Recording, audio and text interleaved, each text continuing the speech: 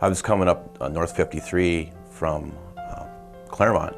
And all of a sudden I see this vehicle coming down here close underneath the bridge.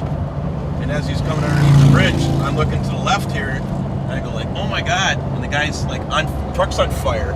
I hurried up, threw my four-ways on my Hips truck, rolled over to the no U-turn. No traffic was basically coming, and I just pulled out, and I pull out the fire extinguisher right away, and I go, you got a fire extinguisher? And he goes, no, I don't. So I said, I got one right here, and just stand back, and I started putting the fire out and everything like that, and I said, hey, you're gonna have to get your wife out, because I don't know if I'm gonna be able to put this whole entire fire out, because it's all in your whole box.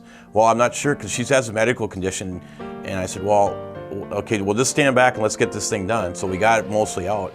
So I said, well, we're gonna have to get off this road, because I said, we got to get some more. I ran out and I don't have any more fire extinguishers in my truck. He says, well, if we go down the road, it's going to start back up again. I said, it may, but I think I've got most of it right now. I've got 70% of it contained. So we went down the Quick Trip and it started back up again. He ran inside and got a fire extinguisher. I just ran to the islands there, grabbed the bucket of the windshield washer solution, started throwing those on, started throwing all that on. So I got most of it out. It's still smoldering a little bit.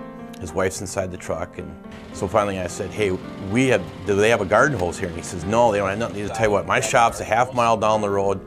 Why don't you follow me down to my shop? I've got a garden hose there. Let's get this thing totally contained, and let's get it all patched up.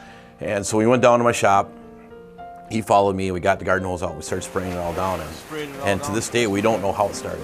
Basically, what he had was he had the blankets, like from a moving company, on the bottom of his flatbed of his truck, and he had aluminum cans on top. And there was no gasoline, there was no nothing, and there was no cigarette butts, and he don't smoke. And he, to this day, doesn't know how it started. And I don't even know how it started, because after we got it all done, we started looking at everything, and it just was really like, geez, how would it start? It's almost like just somebody threw a match on it, but no, there was no matches or nothing inside. So he says, well, he says, you saved my wife's life, you saved my life, you saved my truck. He says, what do I owe you? And I said, you don't owe me nothing. I said, I'll tell you one thing you can do though. I said, what's that? And I said, I'll give you the name of my GM from Hip Services. I said, you call her on Monday. Just tell her what I did. I said, that means more to me than anything. The American Red Cross is recognizing Steve Brown as an adult Good Samaritan.